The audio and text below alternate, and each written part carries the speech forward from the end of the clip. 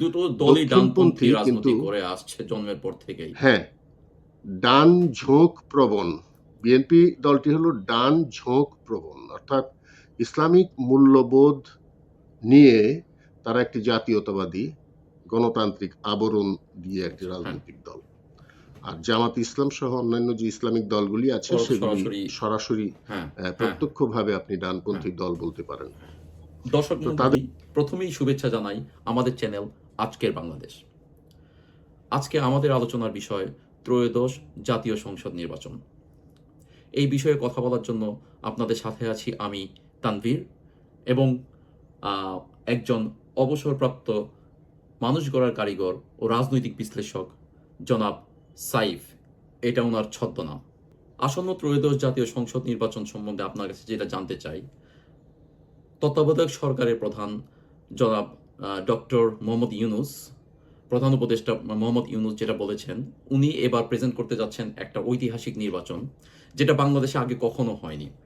এটার মাধ্যমে উনি কি বোঝাতে চাচ্ছেন, কিভাবে এটাকে ঐতিহাসিক নির্বাচনের রূপ দেওয়া হবে? ধন্যবাদ।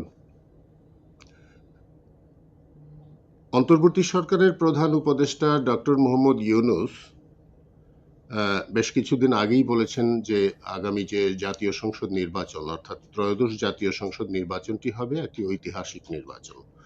ঐতিহাসিক এই অর্থে যে বাংলাদেশে তো নয়ই, পৃথিবীর ইতিহাসে একটি স্মরণীয় নির্বাচন সেটা হিসেবে কিভাবে? আখ্যায়িত হবে। সেটি উনি বলেছেন অবাধ, সুষ্ঠু, নিরপেক্ষ নির্বাচন হিসেবে তিনি বলতে চেয়েছেন। কিন্তু আমি এটার সাথে আসলে ওনার ওই অংশটার সাথে আমি একমত। এটি আসলেই একটি ঐতিহাসিক নির্বাচন হবে। ঐতিহাসিক এই অর্থে, এই নির্বাচনটি যেভাবে তিনি বলেছেন যে একটি উৎসব মুখর নির্বাচন হবে, প্রকৃতপক্ষে উৎসব মুখর নির্বাচন হওয়ার কোনো সম্ভাবনাই নেই। কারণ আপনার নিশ্চয়ই মনে আছে 1996-এর 15ই ফেব্রুয়ারি একটি নির্বাচন এই বাংলাদেশে অনুষ্ঠিত হয়েছিল তৎকালীন প্রধানমন্ত্রী বেগম খালেদা জিয়ার সরকারের জি, নেতৃত্বাধীন পুরোটাই একটি মনে আছে। নির্বাচন হ্যাঁ, মনে আছে হয়েছিল। পুরোটাই। হ্যাঁ, সেই নির্বাচনটি হয়েছিল হুম, দলীয় হুম। সরকারের অধীনে এবং সেই নির্বাচনে তৎকালীন সরকারের যে দেখানো ভোটার টার্নওভার সেটি ছিল আচ্ছা, আচ্ছা। 20% মাত্র। এবং এই নির্বাচনটি নির্বাচিত হওয়ার পর এই সংসদটি কিন্তু বেশি দিন টেকে নাই। 15ই ফেব্রুয়ারির নির্বাচন এসে 30শে মার্চ সেই জাতীয় সংসদ বিলুপ্ত ঘোষণা করতে তৎকালীন হয়েছিল সরকার বাধ্য হয়েছিল এবং তখন। একটি তুমুল আন্দোলনের কারণে। হ্যাঁ, এবং এই যে ঐতিহাসিক নির্বাচন ডক্টর মোহাম্মদ ইউনুস সাহেব বললেন, সেইখানে আমার আশঙ্কা এবং আমার রাজনৈতিকভাবে এই নির্বাচনকে যেভাবে আমরা দেখছি, সেখানে ভোটার উপস্থিতি খুব বেশি হবে না, 20%। 1996-এর 15ই ফেব্রুয়ারির নির্বাচন থেকে খুব বেশি উপস্থিতি হবে বলে মনে হয় না। এই কারণে আমি আপনাকে বলি কেন এই নির্বাচনটি ভোটার উপস্থিতি ভালো হবে না। 1991-এর নির্বাচনটি যেটি অনুষ্ঠিত হয়েছিল, প্রথম একটি নির্বাচন বিচারপতি শাহাবুদ্দিন আহমদের তত্ত্বাবধায়ক সরকারের অধীনে, সেই নির্বাচনে ভোটার উপস্থিতি হুম, হুম। যা ছিল তার মধ্যে আওয়ামী লীগের সেই নির্বাচনে আওয়ামী লীগ ভোট পেয়েছিল প্রায় 30% উপরে। 30.08%।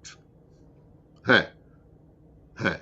আর বিএনপি প্রাপ্ত ভোট ছিল 30.81%, হ্যাঁ, অর্থাৎ খুব কাছাকাছি। এবং 1996-ও দেখেন আওয়ামী লীগের ভোটের যে হার 37। সেটি 37.44%। আবার 1996-এর কোন নির্বাচন? 1996-এর যেটি অংশগ্রহণমূলক, সকল দলের অংশগ্রহণমূলক যে আচ্ছা, নির্বাচনটি হ্যাঁ। হয়েছিল, সেই আপনি নির্বাচনে বিএনপি আওয়ামী সরকারের লীগের ভোট ছিল অধীনে পরিচালিত নির্বাচনের 37.44। কথা বলছেন না নিশ্চয়ই? দর্শকদেরকে একটু জাস্ট ক্লিয়ার করার না, জন্য বলুন। না, হ্যাঁ, হ্যাঁ, হ্যাঁ। পরে যেটি হলো। হ্যাঁ, অষ্টম জাতীয় সংসদের যে নির্বাচনটি হয়েছিল 2001 সনে, সেখানে আওয়ামী লীগের রাইট। ভোট ছিল 40.13%। নবম জাতীয় সংসদ নির্বাচনে আওয়ামী লীগের ভোট ছিল 2008 সনে যেটি অনুষ্ঠিত হয়, 48% সেখানে উপরে। আওয়ামী লীগের ভোট ছিল 48.04%। আমি এই কারণে আওয়ামী লীগের ভোটের হিসাবটা এই কারণে তুলে ধরলাম, আগামী যে জাতীয় সংসদ নির্বাচনটি ডক্টর মোহাম্মদ ইউনূস সাহেব তার সরকারের অধীনে যেটি বলছেন যে একটি ঐতিহাসিক নির্বাচন হবে, সেইখানে আওয়ামী লীগকে তিনি বাদ আচ্ছা দিয়ে দেখেন নির্বাচনটি করছেন। সাইফ এবং সাহেব, শুধু আওয়ামী লীগ না, এইটা অ্যাকচুয়ালি খুবই মুখ্য একটা বিষয়, কারণ আওয়ামী লীগের ভোটার আপনি যদি আচ্ছা এখন যদি মনে করেন যে আওয়ামী লীগের ভোটার সংখ্যা কমেছে, সেটাও কমে কি আপনার কাছে মনে হয় যে 48% থেকে কমে এখন 10% কিংবা 15%-এ নেমে এসেছে? আমার তো মনে হয় না এরকম। না সেটি এই সরকারে যারা আছে, ইন্টারিম গভর্নমেন্ট, এবং আসলে যে সমস্ত রাজনৈতিক দল এখানে নির্বাচন করছে, প্রতিদ্বন্দ্বিতা করছে, পরস্পরের বিরুদ্ধে নির্বাচন করছে বলে মনে হচ্ছে, আমি কিন্তু আচ্ছা, সেভাবে দেখছি না। কারণ 2001 সনের নির্বাচনটি আপনার মনে আছে, সেইখানে কিন্তু বিএনপি, জামাত সহ 4 দলীয় ঐক্যজোট হ্যাঁ, হ্যাঁ। একসাথে নির্বাচন করেছে, এবং ঐতিহাসিক কারণেই কিন্তু বিএনপি এবং জামাতের মধ্যে একটি ঐক্য আছে, এক ধরনের আদর্শিক আচ্ছা। ঐক্য বলতে পারেন। বিএনপিকে আমি সেন্টার রাইটিস্ট পার্টি হিসেবে মূলত দেখি, দুটোই ডানপন্থী, অর্থাৎ দুটো দলই ডানপন্থী দক্ষিণপন্থী কিন্তু, রাজনীতি করে আসছে জন্মের পর থেকেই। হ্যাঁ, ডান ঝোঁক প্রবণ। বিএনপি দলটি হলো ডান ঝোঁক প্রবণ, অর্থাৎ ইসলামিক মূল্যবোধ নিয়ে তারা একটি জাতীয়তাবাদী গণতান্ত্রিক আবরণ দিয়ে একটি হ্যাঁ, রাজনৈতিক দল। আর জামাত ইসলাম সহ অন্যান্য যে ইসলামিক দলগুলি আছে সেগুলি সরাসরি। সরাসরি হ্যাঁ, হ্যাঁ, হ্যাঁ, প্রত্যক্ষভাবে আপনি হ্যাঁ। ডানপন্থী দল বলতে পারেন। তো তাদের মধ্যে একটি ঐক্য আছে এক ধরনের, সেটি হলো যে আওয়ামী লীগ বিরোধিতার প্রশ্নে তারা এক, অভিন্ন। এবং সেইখানটায় মুক্তিযুদ্ধ নিয়েও কিন্তু বিএনপির যে বয়ান বা রেটরিক, পলিটিক্যাল রেটরিক যেটি, সেটিও কোনো কোনো ক্ষেত্রে আপনি লক্ষ্য করবেন সেটিও কিন্তু কিছুটা জামাতের সাথে হুম, হুম। মিলে যায়। কারণ তারা জিয়াউর রহমানকে, জি। আজকে যে তারেক জিয়া, তিনিও কিন্তু লক্ষ্য করেন জিয়াউর রহমানকে বলেন তিনি বাংলাদেশের প্রথম রাষ্ট্রপতি। আপনার বঙ্গবন্ধু শেখ মুজিবুর রহমান 26শে মার্চের যে রাত 12টার পরে হুম। তিনি যে গ্রেপ্তার হলেন, গ্রেপ্তার হয়ে পাকিস্তানে তাকে নিয়ে যাওয়া হলো, সেটাকে তারা কিন্তু সবাই, বিএনপি সহ জামাত এবং যারা মুক্তিযুদ্ধ বিরোধী, তারা কিন্তু সবাই বলতে চায় শেখ মুজিব এটা একটা আত্মসমর্পণ ন্যারেটিভ করে তারা এখন পাকিস্তানে চলে গিয়েছিলেন ক্রিয়েট করার নিরাপদে। চেষ্টায় বেশ ব্যস্ত আছে। না না, এটা এটা কিন্তু এখন না, এটা অনেক আগে থেকেই বিএনপি নেতৃত্বে হ্যাঁ, না কিন্তু এই এখন কিন্তু কথাগুলি কিন্তু অনেক বিষয়টা আগে পুরোপুরি থেকেই তাদের জনসম্মুখে নেতাকর্মীরা সরাসরি বলেন। তুলে ধরা হচ্ছে। আগে যেমন ওদের নিজেদের মধ্যে ছিল যে রাজনীতির মধ্যেই হ্যাঁ, ব্যাপারটা আবদ্ধ ছিল। এখন কিন্তু রাজনীতির মধ্যে না। আমি যেটা বলতে চাচ্ছি যে এখন সরাসরি এই যে নতুন জেনারেশন যারা আছে ওরা কিন্তু অ্যাকচুয়ালি মুক্তিযুদ্ধের ইতিহাস সম্বন্ধে এরকম কিছু জানে না, কিংবা জানার সুযোগ হয়ে ওঠে নাই হয়তোবা। এখন ওদের কাছে একটা ন্যারেটিভ ওরা ক্রিয়েট করতে চাচ্ছে যেটা না না, আপনি আপনার সাথে এই জায়গাটায় আমি একটু আমি জি, আমি জি একটু বলেন। আমি একটু দ্বিমত করি আপনার সাথে। এই জেনারেশন, গোটা জেনারেশনটাকে কিন্তু আপনি দায়ী করতে পারবেন না। এই জেনারেশনে আজকে যাদেরকে আমরা দেখছি জেনজি হিসেবে, পুরো জেনজি কিন্তু এই মুক্তিযুদ্ধের প্রকৃত ইতিহাস থেকে বিচ্যুত হয়ে আছে, আচ্ছা। এটা সঠিক না। এখানে যাদেরকে আমরা দেখছি যারা নেতৃত্ব করছে, এই জেনজি জেনারেশনের নেতৃত্ব যারা করছে, মূলত গোটা এই জেনারেশনটার কাঁধে হুম, হুম। ভর দিয়ে যারা হুম, হুম, হুম। যারা নেতা, নেতৃত্ব পর্যায়ে আপনি চলে যদি আসছে। ধরেন আজকে যদি এনসিপি কে ধরি, কিংবা বৈষম্য হ্যাঁ, হ্যাঁ, বৈষম্য হ্যাঁ, হ্যাঁ, বিরোধী ছাত্র হ্যাঁ, আন্দোলনের হ্যাঁ, হ্যাঁ। যারা নেতা ছিলেন, তাদেরকে যদি ধরি, এই প্রত্যেকটা এই প্রত্যেকটা নেতা আপনার এন্টি মুক্তিযুদ্ধ, anti Awami League, anti Indian সেন্টিমেন্টকে ধারণ করা এই নেতৃত্ব সাধারণ হুম। জেএনজিদেরকে কাঁধে ভর দিয়ে একটা আন্দোলন করে তাদের মতো করে আচ্ছা, তারা আচ্ছা। সফল হয়েছে। এবং এই জেনারেশনের কাঁধে ভর দিয়ে কিন্তু তাদের ভাগ্য পরিবর্তনও তা হয়ে তো গেছে। আমরা দেখতেই পাচ্ছি। যেই নাহিদ আক্তার, সার্জিস, হাসনাতরা একটা বিসিএস এর চাকুরির কোটার প্রশ্ন নিয়ে আন্দোলন শুরু করেছিল, তারা কিন্তু বিসিএস চাকুরির কোটা থেকে আরো ৬ ধাপ উপরের মন্ত্রী হয়ে গেছে হুম। এবং তারা তাদের ভাগ্য পরিবর্তন করে ফেলেছে। কিন্তু ওই যে বিসিএস, যারা বিসিএস পরীক্ষা দেওয়ার স্বপ্ন নিয়ে, যারা চাকরি পাওয়ার স্বপ্ন নিয়ে, কোটা মুক্ত একটা মেধার ভিত্তিতে চাকরি যেন হয়, সাধারণ ছাত্রছাত্রীদের তাদেরকে কিন্তু বলির পাঠা বানিয়ে তাদের কাঁধে ভর দিয়ে অবশ্যই সেটা ঠিকই তাদের সেটা বাংলার আখের মানুষ বিছিয়ে এটলিস্ট নিয়েছে এখন বুঝতে আজকের পারছে। এই যাই নেতৃত্ব। হোক, আমরা যে বিষয়টা ছিলাম সাহেব সাহেব, এই বিষয়গুলো নিয়ে আমরা কিন্তু কিন্তু বিশদ আপনার, আরো কথা বলবো। হ্যাঁ, যে যে বিষয়টা বিষয়টাতে ছিল যে ছিলেন এবারে নির্বাচন, এটা, ত্রয়োদশ জাতীয় সংসদ নির্বাচন। হ্যাঁ এই জায়গা, হ্যাঁ। হ্যাঁ হ্যাঁ এই জায়গাটায় আমি আসছি। এইটুকু বলতে চাই যে এই নির্বাচনটিতে আপনার আওয়ামী হুম, লীগের হুম। যে ভোটার, সেই ভোটার কিন্তু আওয়ামী লীগের সমর্থক আচ্ছা। কিন্তু কমে নাই। এইখানে আপনার লক্ষণীয় বিষয়, আপনি একটা বিষয় বুঝবেন, এই বাংলাদেশের বাঙালির হুম। মন মানসিকতা, এই বাংলার মাটি, আবহাওয়া, দুর্বাঘাস, তার যে প্রকৃতি, সবুজ প্রকৃতি, এটা কিন্তু বাঙালির মনোজগৎ সৃষ্টি করে। এবং সেই মনোজগতের একটা ক্যারেক্টারিস্টিক, আপনি আপনি আপনি একটা বৈশিষ্ট্যের কথা আমি বলি, সেটি হলো যার উপরে বেশি হুম, অত্যাচার হুম। হয়, নির্যাতন হুম, হয় হুম। অন্যায়ভাবে, তাদের প্রতি কিন্তু মানুষ, তাদের প্রতি সেটা একটা আমরা মায়া সৃষ্টি বাংলাদেশীদের হয়, একটা ক্ষেত্রে সবসময় সিম্প্যাথি, দেখে আসছি। সহমর্মিতা। এটা আপনি ঠিক বলেছেন, হ্যাঁ। এবং এই কারণে আমি বলি, আজকে ৫ই আগস্টের পর থেকে এখন পর্যন্ত আওয়ামী লীগের উপরও যে ধরনের বর্বরোচিত নির্যাতন, নিবর্তন চলছে, অবিরাম এখন পর্যন্ত চলছে, এই কারণে সাধারণ মানুষের মধ্যে একটা সহমর্মিতা আওয়ামী আপনার লীগের প্রতি একটু কিন্তু একটু থামাই, এসেছে। একটা কাজেই প্রসঙ্গ এটার সাথে এড যারা করি। বলতে আপনার কি চায়, মনে হয় না যে প্রধান উপদেষ্টা চাইলেই কিন্তু এদের সবাইকে একটা একটা ছাতার নিচে নিয়ে আসতে পারত, যেখানে মুক্তিযুদ্ধ বিষয়ে কোনো প্রসঙ্গে কোনো প্রশ্ন থাকবে না, এবং এই মানুষগুলোকে, এই যে আপনি বলছেন আওয়ামী লীগের সাপোর্টারদেরকে, এদেরকে একটা ছাতার ভিতরে একটা সিঙ্গেল আমব্রেলার নিচে নিয়ে এসে অ্যাকচুয়ালি উনি একটা এমন নির্বাচন এমন একটা নির্বাচন করাতে পারতেন, যেটা অ্যাকচুয়ালি হয়তো বা বাংলাদেশে কি বলবো, ঐতিহাসিক একটা নির্বাচন হিসেবে হয়ে থাকতে পারতো। আপনার কাছে কি এরকম মনে হয়?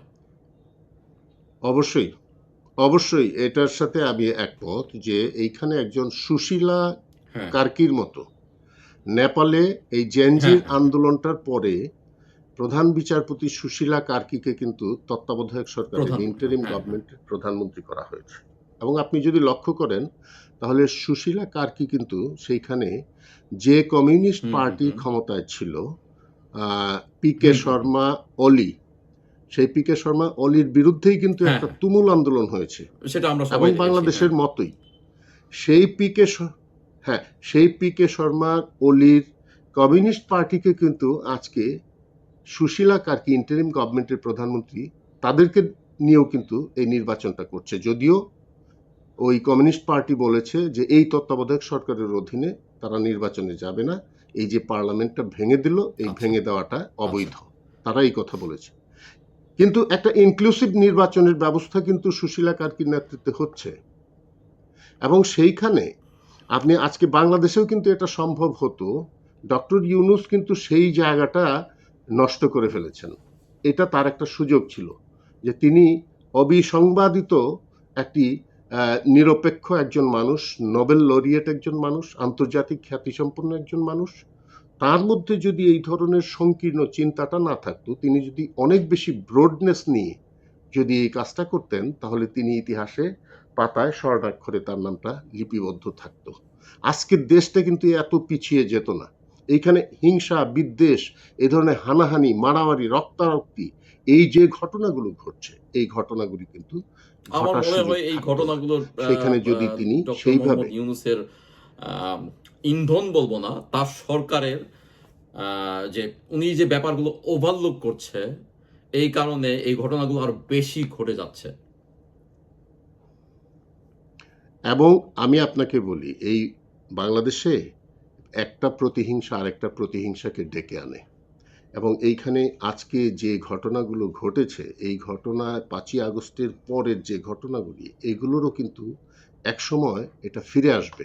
ওই যে নিউটনের 3rd ল, এভরি সেটা অ্যাকশন হ্যাজ ইটস মতোই ওন রিঅ্যাকশন। যে প্রত্যেক ক্রিয়ারই সমান বিপরীত রিঅ্যাকশনটা হুম, কিন্তু সম্ভাবনা থেকে যায়। কাজেই এই জায়গাটা আমি শেষ করব এই কথা বলেই যে একটা বিরাট সংখ্যক ভোটারদেরকে বাইরে রেখে এখানে নির্বাচনটা হচ্ছে এবং বিএনপি প্রতিদ্বন্দ্বী হলো জামাত, প্রতিদ্বন্দ্বী এনসিপি কিংবা আদার্স পার্টি। আপনি প্রত্যেকটা নির্বাচনী এলাকার দিকে যদি লক্ষ্য করেন সেখানে দেখবেন কোনো উৎসবের কোনো আমেজ নেই। নির্বাচন আর প্রায় ১ মাসই বলা যায়। এই ১ মাসের মধ্যে যে ধরনের উত্তাপ উত্তেজনা, নির্বাচনে উৎসব, যে চায়ের স্টলগুলোতে যে ভিড়ভাট্টা, যেখানে যাবেন সেখানেই নির্বাচনের ইস্যুতে আলোচনা, সেই আমি সেটাই জায়গাটা বলতে কিন্তু নেই যাচ্ছিলাম যে এখন। রাজনৈতিক এবং দলগুলোর মধ্যে কেন এত নেই? বেশি উৎসাহ দেখা না গেলেও মানুষের কেন নেই? আমি আমি সাধারণ আমি জনগণের আমি মাঝে এক আপনি লাইনে কিছু দেখতে পাচ্ছেন কিনা? এক লাইনে এক হ্যাঁ, হ্যাঁ এক বলুন। লাইনে আমি শেষ করি। কারণটা হলো কি, বাংলাদেশের মানুষ বিএনপি আর জামাতকে কিন্তু কাছাকাছি রাজনৈতিক দল নিঃসন্দেহে, বা জোট নিঃসন্দেহে। মনে করে এবং আজকে যারা এনসিপি তারাও কিন্তু একই জায়গায়। মানে হলো যে এই ইন্টারিম গভর্নমেন্টের যারা সমর্থনকারী রাজনৈতিক দলগুলো, এই দলগুলিকে প্রকৃতপক্ষে এই সরকারি দল বলে। মানুষ মনে করে যে এরা সরকারি দল। বিএনপিও সরকারি দল, এনসিপিও সরকারি দল, জামাতও সরকারি দল। কারণ আপনি বেগম খালেদা জিয়ার আল্লাহ তার বেহেশত নসিব করুন, বেগম খালেদা জিয়ার মৃত্যুর পর সরকারের উদ্যোগেই এই হুম, যে আয়োজনগুলি করা হয়েছে এবং তারেক রহমানকে যে প্রটোকল দেওয়া হচ্ছে রাষ্ট্রীয়ভাবে, এটি সরকার দলীয়, এটা বোঝাই যায় এবং কোনো কোনো ক্ষেত্রে যে সরকারের বিধিমালা, বিধিনিষেধ যেগুলো, সেইগুলো লঙ্ঘন করেই কিন্তু আজকে এই কাজগুলো হচ্ছে। আপনি যদি লক্ষ্য করেন এনসিপির যে সহযোগী সংগঠন ইনকিলাব মঞ্চের হুম, যে হাদি, সেই হাদির যে হুম, জানাজার হুম। আয়োজন করা হয়েছে, সেখানেও তাকে নিষ্ঠুরভাবে হত্যা করা হয়েছে, নির্মমভাবে হত্যা করা হয়েছে। হত্যাকারীদের আমরা বিচার অবশ্যই। দাবি করি এবং কঠোর বিচার সুষ্ঠু করি। বিচারের দাবি সবসময় যদিও থাকবে। হ্যাঁ, এইটা নিয়ে আরেকদিন আপনার সাথে কথা বলবো। যদিও এটা নিয়ে আরেকদিন হ্যাঁ কথা বলার অবশ্যই, অনেক অবশ্যই। সুযোগ আছে। কেন হত্যাকারী খুনি হুম, পালিয়ে গেল, কিভাবে পালিয়ে যায়। তো সেই বিষয়ে ভিন্ন কথা আছে।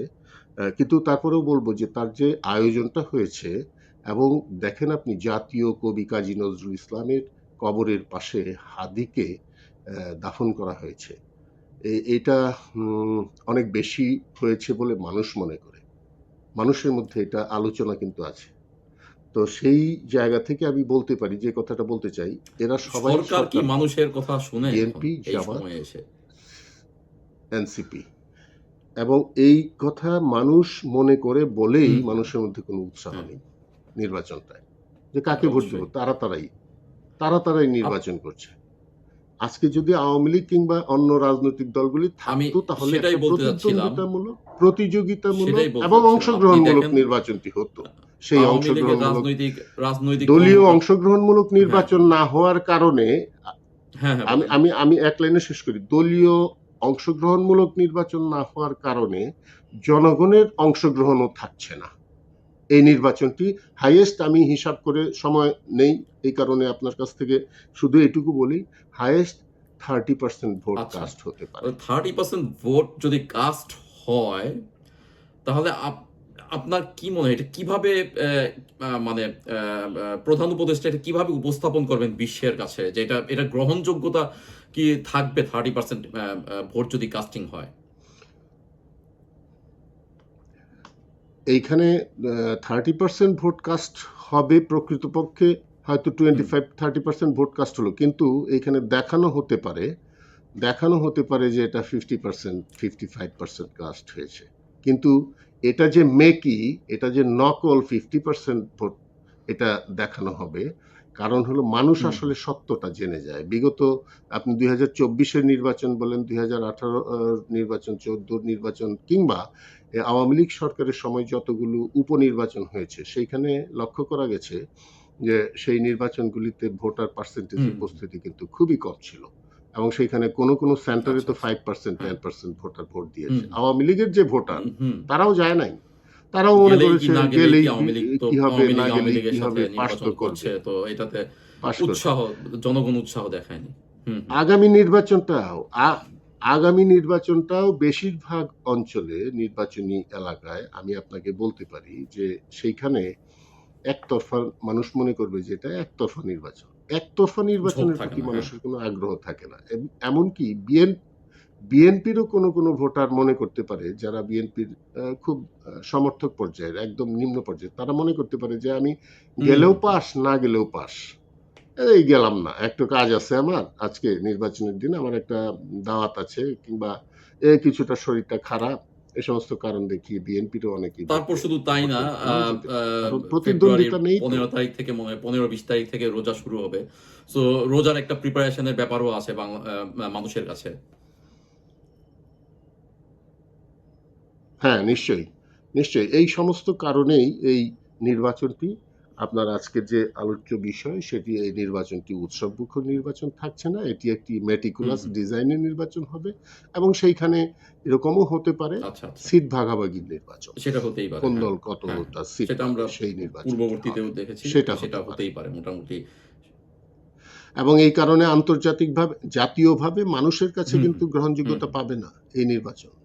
দেশের মধ্যেও পাবে না, আন্তর্জাতিকভাবেও একটা পাবে না। শেষ প্রশ্ন আপনার কাছে এটা রাখতে চাই।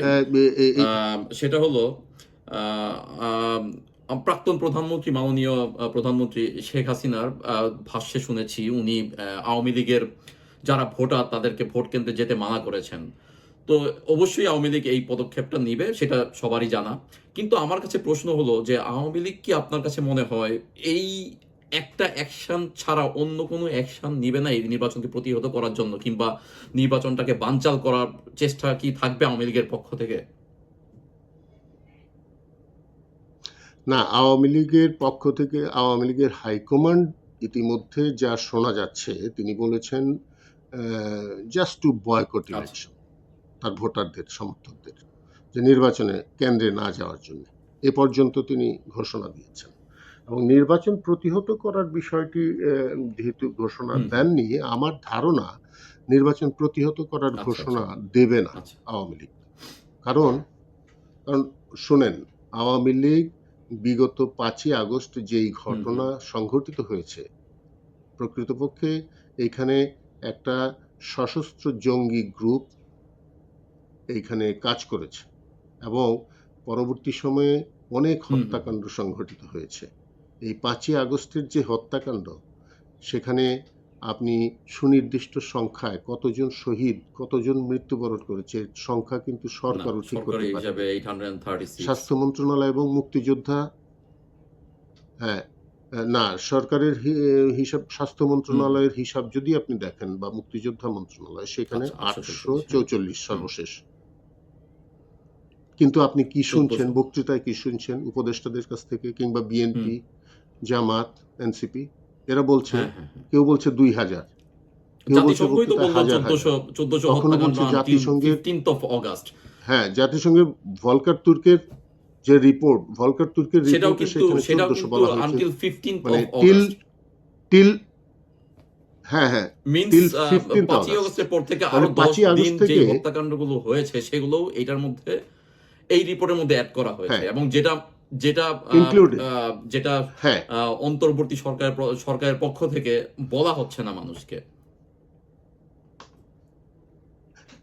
5ই আগস্ট তো না, আওয়ামী লীগ সরকার নেই, কাজেই 5ই আগস্ট থেকে 15ই আগস্টের হত্যাকাণ্ডের দায় কার কাঁধে? এটা তো অবশ্যই। ইন্টারিম আপনি গভর্নমেন্টের যদি কাঁধে। 3 দিন বাদ এবং দেন, আরেকটা ইন্টারিম গভর্নমেন্ট বিষয়, আসলো 8th of August-এ। তো তারপরেও 8th of August থেকে 15th of August পর্যন্ত ওই ওই দায়টুকু অবশ্যই ইন্টারিম গভর্নমেন্টের কাছে নিতে হবে। শুনেন, আমি এই 844-এর মধ্যে আবার আরেকটা দেখেন, হ্যাঁ। এটা নিয়ে গবেষণা হচ্ছে।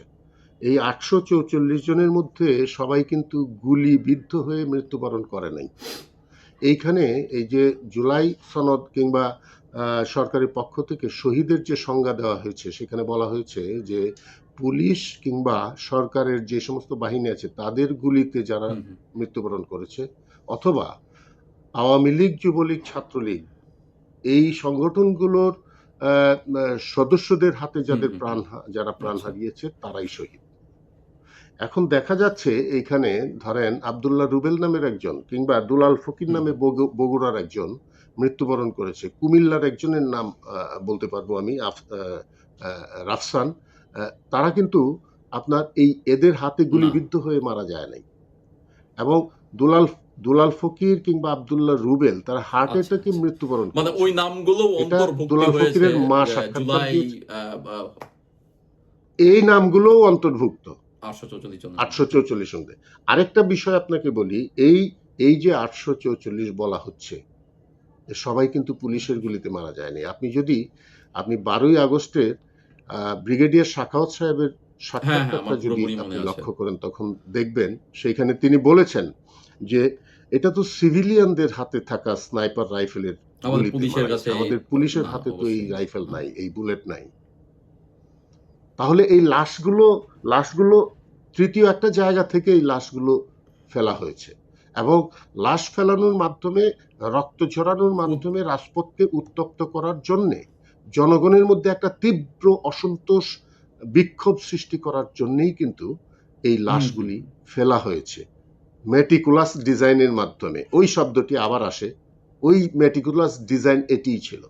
এখানে যত রক্ত ঝরবে, যত শিশু মারা যাবে, যত কিশোর মারা যাবে, তত বেশি মানুষের মধ্যে একটা তীব্র অসন্তোষ দানা বেঁধে উঠবে, আগুন দাউ দাউ করে জ্বলে উঠবে এবং সরকারের পতন হয়ে যাবে। ঘটনাটা সেইটাই আমি হয়েছে। এটা পুরোপুরিভাবেই সত্য আমার কাছে মনে হয়। যাই হোক, যেটা বলছিলাম যে আওয়ামী লীগের, আপনিও খুব সুন্দরভাবে বললেন, আওয়ামী লীগের আপনার কাছে মনে হয় না যে ভোট বর্জন ছাড়া অন্য কোনো অ্যাকশনে আওয়ামী লীগ যাচ্ছে। আমার কাছে মনে হয় গিয়েও লাভ হবে না। তবে আমি যেটা মনে করি যে অ্যাকচুয়ালি ভোট কেন্দ্রে আওয়ামী লীগের যারা সাপোর্টার, তারা যেতেও ভয় পাবে। কারণ এখন বর্তমান সরকার যে একটা পরিস্থিতি ক্রিয়েট করে রেখেছে, তাতে আওয়ামী লীগের যারা সমর্থক গোষ্ঠী, তাদেরকে ধরে ধরে জেলে নিয়ে যাওয়া হচ্ছে, তাদেরকে ধরে ধরে কোনো না কোনো মামলার সাথে জড়িয়ে দেওয়া হচ্ছে। আমার মনে হয় সেই জায়গা থেকে আওয়ামী লীগের যে ভোটাররা আছে তারা হয়তো বা যাওয়াটা অ্যাভয়েড করবে। আপনার কি মনে হয়? আমি বলছিলাম যে কারণে, যে আওয়ামী লীগ প্রতিহত করার আন্দোলনটাতে যাবে না এই কারণে, প্রতিহত করতে গেলেই সহিংসতা সৃষ্টি হবে এবং সরকার দেখানোর চেষ্টা করবে, এই যে আমরা বলেছিলাম আওয়ামী লীগ সহিংস একটি রাজনৈতিক দল, একটা জঙ্গি রাজনৈতিক দল হিসেবে তারা দেখানোর চেষ্টা করছে। এটাকে প্রমাণ করার জন্যে এই যে নির্বাচন, সেই নির্বাচনকে আওয়ামী লীগকে প্রতিহত করার হুম হুম হুম। আন্দোলনে ঠেলে দিতে চাইবে। সেই ফাঁদে আওয়ামী লীগ পা দেবে বলে আমার মনে হয় না। আওয়ামী লীগ একটি শান্তিপূর্ণ দল, একটি গণতান্ত্রিক, আহ, উদার গণতান্ত্রিক রাজনৈতিক দল। এটি কোনো আন্ডারগ্রাউন্ড পার্টি না, এটা চোরাগুপ্তা হামলার পার্টি না। এর আগে 2013, 14, 15 সনে হুম যেভাবে হুম। বাস পোড়ানো হয়েছে, যেভাবে বোমা বর্ষণ করা হয়েছে, গ্রেনেড নিক্ষেপ করা হয়েছে, আগুন জ্বালিয়ে দেওয়া হয়েছে, আওয়ামী লীগ সেই দল না। অতএব আওয়ামী লীগ সেই কাজটি করতে যাবে না এবং আওয়ামী লীগের সফল কার্যক্রম হবে এটি যে সর্বতোভাবে তাদের যে হুম। 40% ভোট আছে এবং ইতিমধ্যে আওয়ামী লীগের ভোট সংখ্যা কিছু বৃদ্ধি পেয়েছে এবং ফলশ্রুতিতে এটা 50% ভোটার সংখ্যা হয়েছে। এই 50% মানুষকে যদি ভোট কেন্দ্র থেকে বিরত রাখা যায় তাহলে আওয়ামী লীগ সফল হবে, কারণ আন্তর্জাতিকভাবে এই নির্বাচনটি হুম। গ্রহণযোগ্য হবে না, গ্রহণযোগ্যতা পাবে না দেশের মধ্যেও। না, এটি ধন্যবাদ হবে জনাব আওয়ামী সাইফ। লীগের মূল আপনার সাথে কার্যক্রম। দীর্ঘক্ষণ আলোচনা করলাম এবং আমরা আরো বিভিন্ন টপিকস নিয়ে আলোচনা করব। চেষ্টা থাকবে যে এইরকম বাংলাদেশের প্রতিদিনে ঘটে যাওয়া বিভিন্ন বিষয় নিয়ে প্রতিদিন আলোচনা করার জন্য। আপনার সময় দেওয়ার জন্য অনেক অনেক ধন্যবাদ। দর্শক মণ্ডলী, ধন্যবাদ আমাদের সাথে থাকার জন্য। আপনারা আমাদের চ্যানেলটি সাবস্ক্রাইব করুন, কমেন্ট করুন, শেয়ার করুন। এইরকম আরও বিষয় নিয়ে কথা বলার জন্য আপনাদের সাথে আমরা ভবিষ্যতে উপস্থিত হব। ধন্যবাদ সবাইকে। আপনাকে ধন্যবাদ এবং আজকের বাংলাদেশ এই ধন্যবাদ। চ্যানেলটিকেও ধন্যবাদ।